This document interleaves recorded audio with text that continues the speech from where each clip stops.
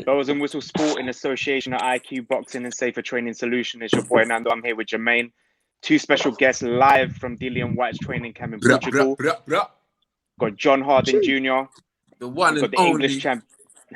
We've got the English champion himself. John. No, wait. We have to see that again. Soon to be English champion John Harding Jr. Soon to be English middleweight champion John Harding Jr. Yes. The current super lightweight English champion, Luton's very own K Prospere. How you doing, guys? We're good. All gravy, baby. All good. John, I want to start with you. Obviously, it's the first time you're speaking to us. For the people that don't know, how did you get into boxing? Whoa, it's a super long story. If I gave you that story, it would be up till morning. But I'll try to give it short and sweet. Boxing just something that just gave me the redirection. I was always in and out of it. It kept me away from trouble, away from smoking and all the bad things that was directing me. But boxing gave me that purpose, that love, that worthless. And every time I jumped in the ring and sparred, I would always get attention and love. And I just decided to stick at it. When I was incarcerated for a long period of time, I saw it was taking off, and I was like, you know what, I need to get back at it, and I just stuck at it. Being from South London, Brixton, literally down the road from me. Wait there. I'm from. I train at Brixton. Was Miguel's gym because everyone says Brixton. I'm from New Cross, South East London, Lewisham. Sorry. Oh right, okay. Yes. Anyway, go on. But being from South London, South East London, but it's still South. What's it like seeing someone from South like Dillian Whyte go to the top? Is that an inspiration to you? Of course. You know what I mean? Because that's my brother, man. We relate in so many ways.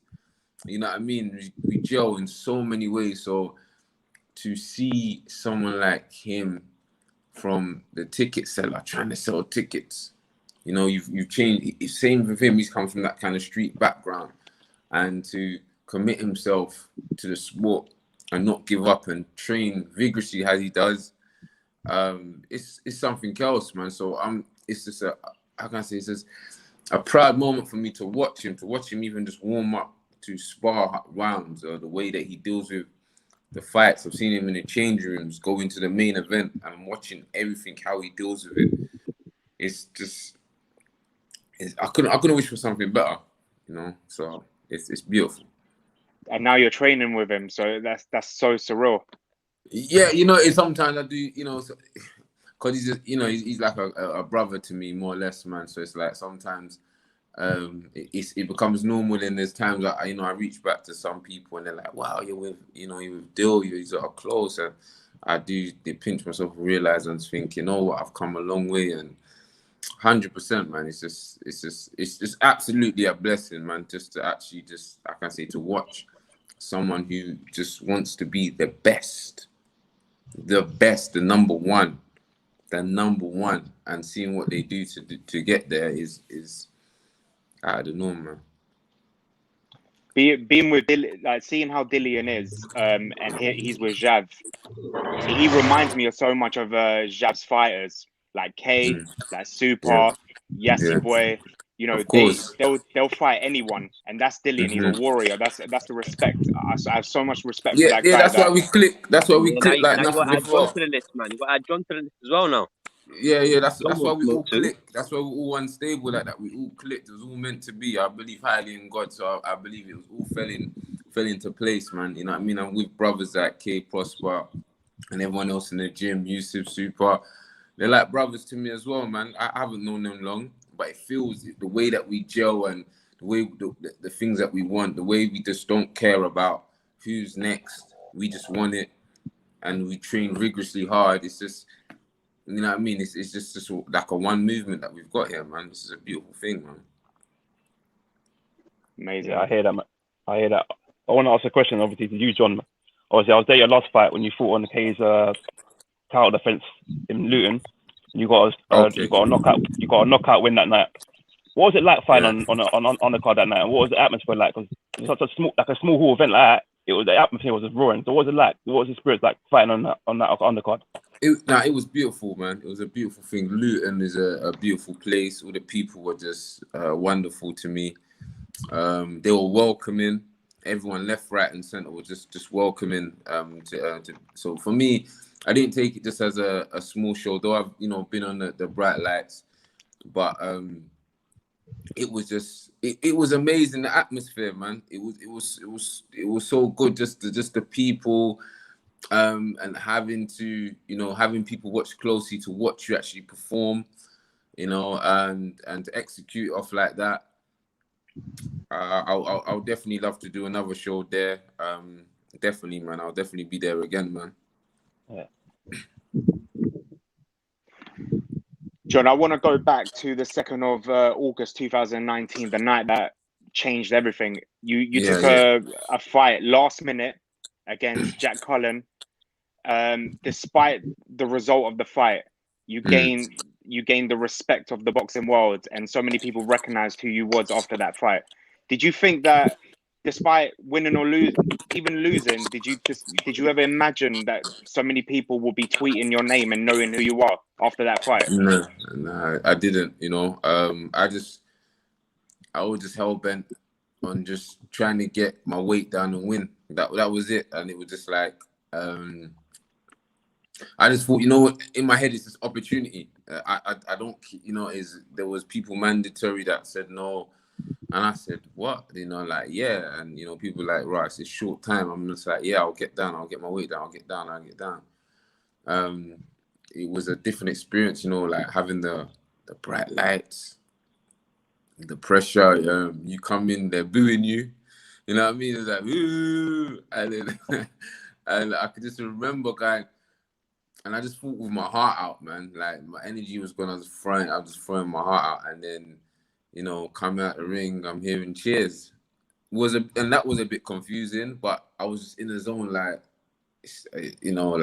okay, I've lost, I've done it, and I'm about to go. But then I had the UCAD jumping all over me. I can't move out to weight. But other than that, it was just a crazy experience, man. To wake up the next day and having messages from all over, from Eddie to everyone, commending me, and it was almost like, it sounds crazy. I don't, how can I say, I don't go in there to lose at all, but it felt like a win in a way. And days later, the amount of people that were just messaging me and getting hope, and people wanting to get into boxing and feeling pushed by my story and everything was just like, it was amazing. It was actually just a crazy experience. I couldn't write or imagine. Yeah, I think it's a great experience. I think it's an inspirational story. It's an inspirational story, and the way obviously your career's gone on leaps and bounds since then, and it's more opportunities coming your way. I know Nana's got a question he's going to ask you. Talk about opportunity, so I'll let him get to it before I ask my next question. Yeah. So anyone that knows me in IQ boxing knows I like to stir shit up. Yeah. Kay knows that. Let's go. Let's stir it. Let's go. Because I'm a big boxing fan. I want the best fights to happen. That's why I don't beat around the bush. So I heard Linus Udofia versus John Hartman Jr. for the English Middleweight title. And it could be live on Sky. Yes. What can you tell us about that? Oh my God, I can't wait for that. I can't wait to break Linus's face. I can't wait. I can't wait to just shift his liver. I can't wait. I can't wait. I'm on it. I want him. I've been wanting him for time. I want him for time, man. It's about time. Now he's got no option. You know what I mean? You've got no option. You probably wanted to fight a smaller guy on a small hall show. Now I'm your opportunity that can get you on the Matchroom. Fight me. Let's go. You know what I mean? Let's go. Let's go. See, I'm all getting amped. Now. I just want to... I have no fear of him. He's probably the only champion in the weight division that no one really fears, really. But that belt is mine. So just let him take his pictures with it the last minute and come for it. But it's mine. I'll be taking it home and showing how to be a real champion. Yeah, it's funny. It's funny you say that, John, because yesterday I was talking to Jav, And I asked him. He knows. I always say to him, I would love your fighters to fight this guy and that guy. And I said to him, you know what? I want him to fight Linus. He said, funny you say that because they're gonna fight maybe in September. Jay, tell him how gassed I was when I heard it yesterday. No, you was really gassed. This is a fact we talked about ages ago. We actually spoke about it on podcasts and previously. Is it? And we actually said this to Zav. We actually said this to Zav on the Instagram live a couple of times before. I think Kay might have been there as well. We threw that in the mix one time. So when this fight actually happening and a big platform like this being on Sky Sports, like for me, this is absolute fire. It's a fight I'm looking forward to. I want it. I want it badly. I want it. Feel my energy, guys. I want it. I want him. I want him in there. I want to be more gassed than me. I'm gassed. I want this. So now, how big opportunity is this for you? Obviously, being on Sky Sports. Obviously, the last fight you fought for a title didn't go the way you wanted. But how much have you learned since your last fight against Jack Cullin, which you could take into this fight against Linus Udofia? Just to prepare. One, I'm an animal already. You know what I mean? 2, I've got the heart. 3, I'm all wrong for him. I'm all wrong for Linus. Do you get what I'm saying? And it's just at the point where I want it. Because for me, I want it. You've got something I want, and I've been chasing you anyway. I'm behind you, so but he's cornered into a wall. It's not the fight he wanted. It's not the fight he number one wanted. He just got no option, or maybe I don't know. His managers need a bit of some money through this Corona thing. I don't know, but other than that, I'm gonna lay the smack down, man. Okay, obviously Linus being from your hometown, you know him very well. Is this a fight you're looking forward to? I'm looking forward to it, man. You know what I mean? I know both fighters pretty well now. I've known Linus well because obviously we should train together.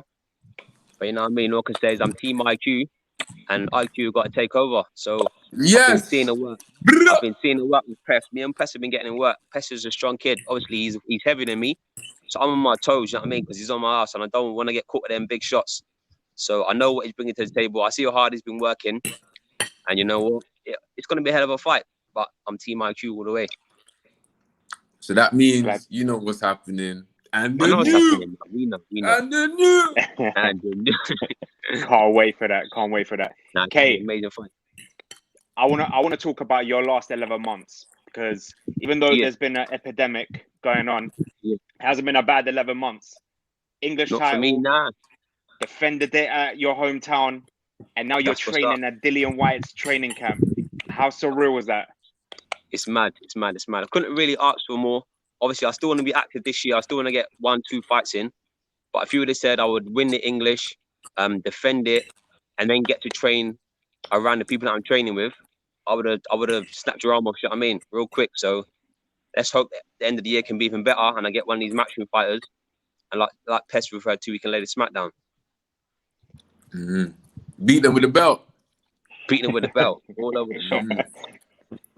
Obviously, okay, we've done a few interviews now. I remember the last interview we done together after you defended your title that night in your hometown. That was amazing. And you said it was amazing night. It was actually buzzing. The atmosphere was a fire that night. And obviously, I done an interview with you. You said that you wanted to fight more. You want to have a televised fight.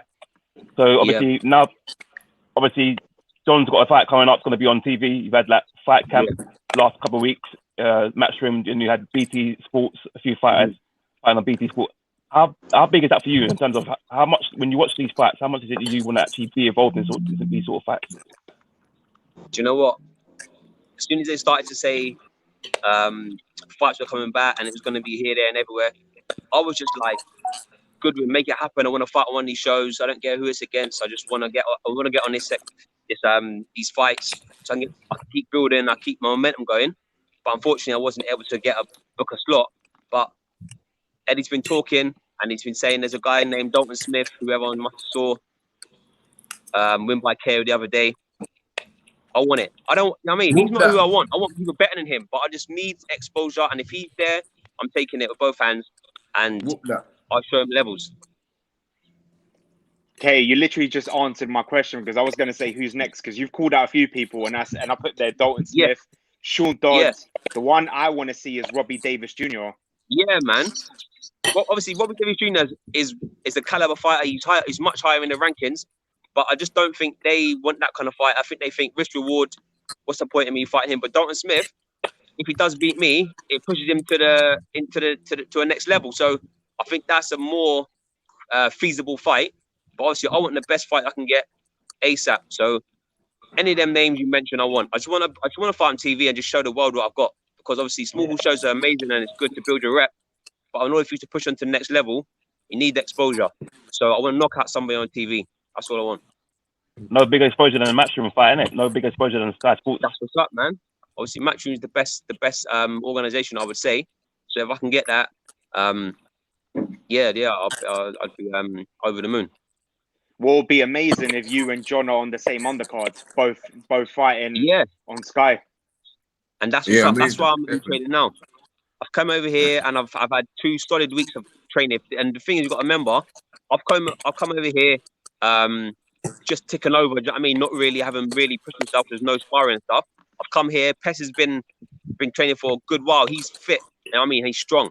Everyone else is pushing on. It's the end of Dillian's camp. So I've jumped in at the best time for me in order to really build a good base. So going forward, September, I'll be a machine. So if they tell me September, they think they're gonna catch me unawares, but I'm ready now. I'm already ready. I'm already sparring rounds, hard rounds. So I'll be ready in September. So let's hope. John, who do you want him to fight? Okay, listen, anybody can get it. Anybody can get it. Anybody can get it. Maximum violence. See, K is different. K is a different breed. Listen, to be around me or deal itself, you gotta be someone who puts in the work. K does rounds with me, and K comes at me like a pit bull. You know what I mean? K comes at me regardless. I'm trying to push you, bro, to get the best out yourself. He's something else, and I think a lot of these fighters are gonna avoid him. You know what I mean? He's the English champ, and there's no one even trying to really call him out. They should want it. They should want this work. They should want my belt. So I've not been getting no phone calls. So it just shows. So if the fact that nobody wants it, you might as well sign me up. Get him is just cool. They're gonna try, give him short weeks' notice with a luxury offer. That'll be the only way to catch him off. So he's in the camp sharpening. Yeah, I won't get caught out. I want to talk about one of your stable mates. He couldn't be here today.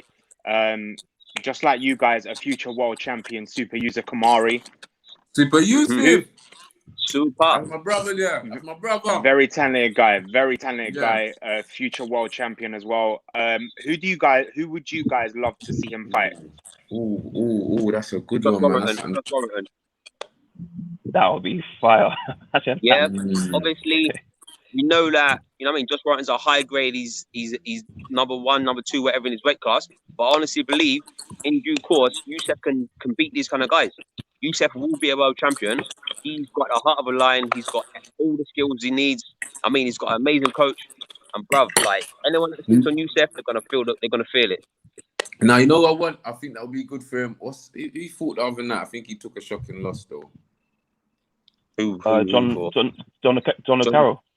Yeah, that was Youssef last night. Yeah. I would like to see Youssef have that before he goes up, if you know what I mean. But I think that would be a nice stepping stone for him. Definitely. That's an easy fight. That's easy work right there. Yeah. Easy work. Okay, I want to ask you something. We haven't spoken since my last interview with a certain someone. I interviewed Tyrone Mckenna. He's fighting in the MDK Global Final against a friend of yours, Ahara Davies. Someone that I've said many times I would love for you to fight one day. And I said, and you gave me a message to Tyrone. You said when Ahara bangs you up, can I end your career? He responded. That's a bar, you know. That's a bar. He responded and said he doesn't know who K Prospere is and started laughing. Now, what's your response to that? Because you're linked with a Matchroom fight, Sky. He's kidding himself. If he thinks that I'm not on his radar or he's not on my radar, he needs to be careful because I'm coming for him anyway. I'm coming for all of them. Anyone in my weight class that's above me, they're on blast. You know what I mean? I'm coming for them. And the fact of the matter is, I understand. Maybe he doesn't know me. There's not much highlight reels of me, and I'm not on that big platform. But that's better for me anyway. I like it. I like it when I sneak up on them and I teeth their bag, and then I'm the man that's in first place. So I'm coming. That's it. I want to ask you both. Obviously, John, I know your goal to become the English champion this year. Hey, for you to get that TV fight this year, but what's the goal for next year?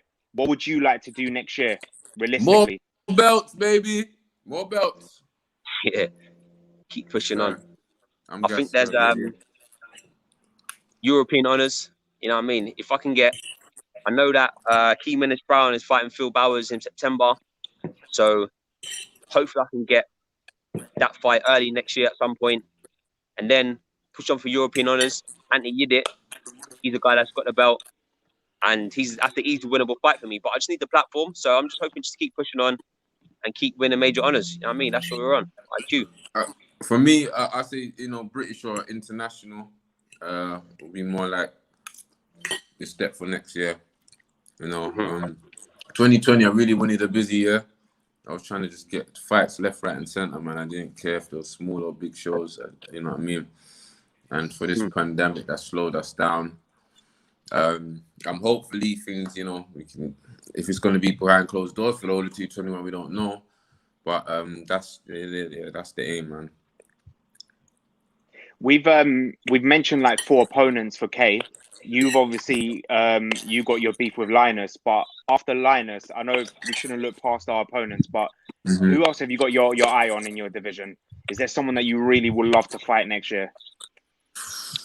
That's a good one, man. You're very. I haven't looked past Linus because I want to collect that belt, and I know that once I've got the belt, I'm a target.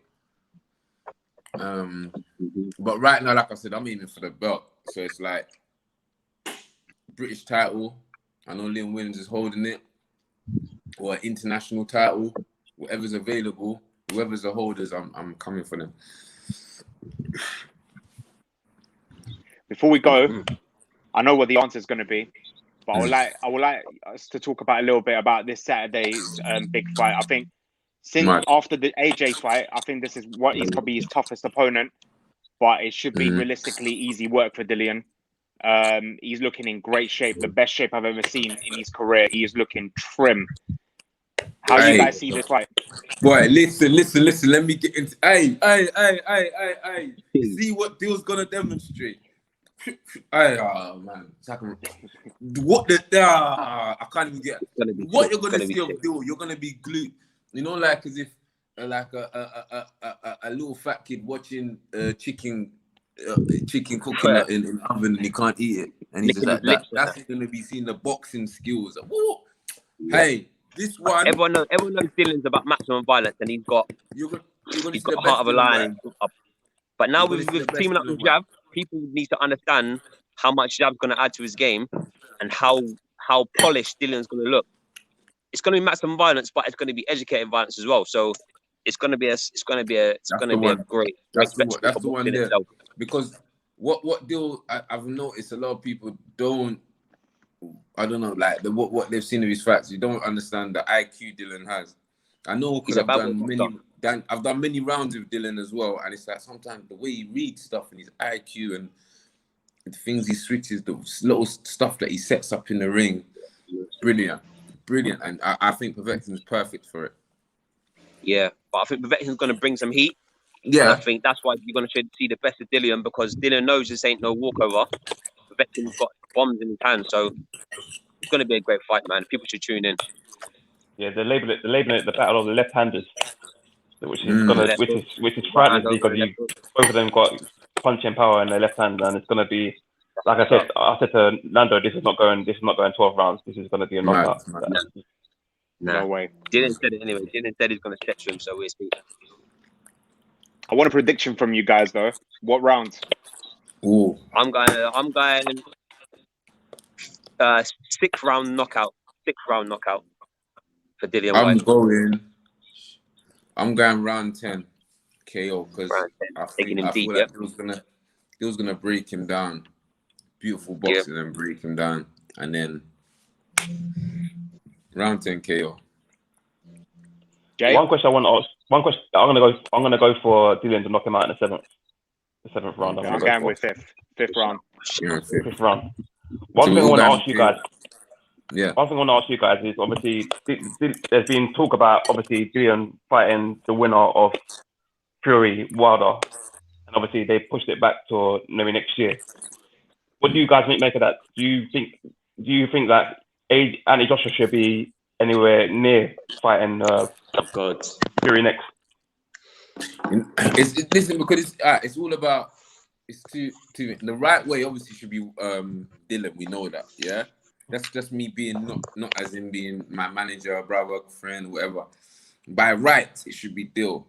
And then, but the money wise, that these people in the business behind the scenes, they're trying to push AJ into the mix. But by rights, you know, the WBC and the president there, it's got to be Dill. It's got to be someone that's worked hard. You've been in a position, you must get your shot. So it should really be Dill, and that's not with me saying. That's just with me saying the right thing to do.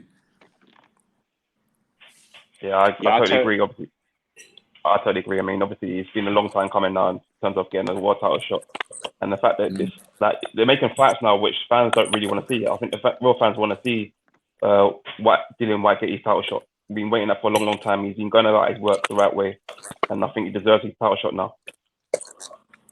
Yeah. I think the WBC is so corrupted because you have someone like Dillian Whyte who has had so many mandatory fights, and then when Wilder was champion, you got dead fighters like Brazil and Washington and that Polish guy Spritskill, where his name is, getting title shots, and Dillian's knocking guys out left, right, and center, and he's not getting a title shot. So they're scared. They're scared. That's it. They don't want that belt coming in. I know Fury's got it, but.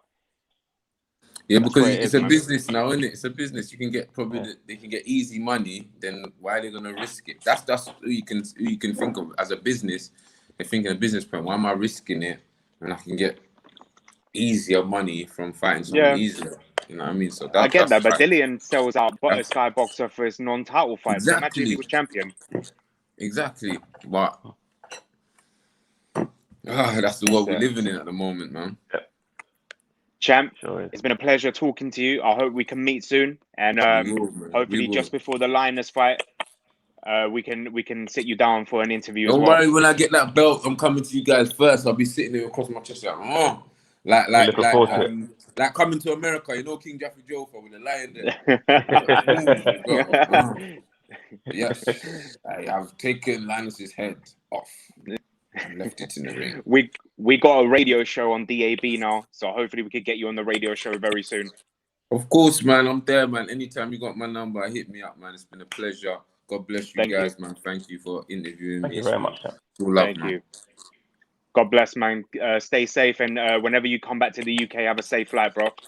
Yes, my brother. Thank you so much, you guys. All right. Take care. Take care. Yeah.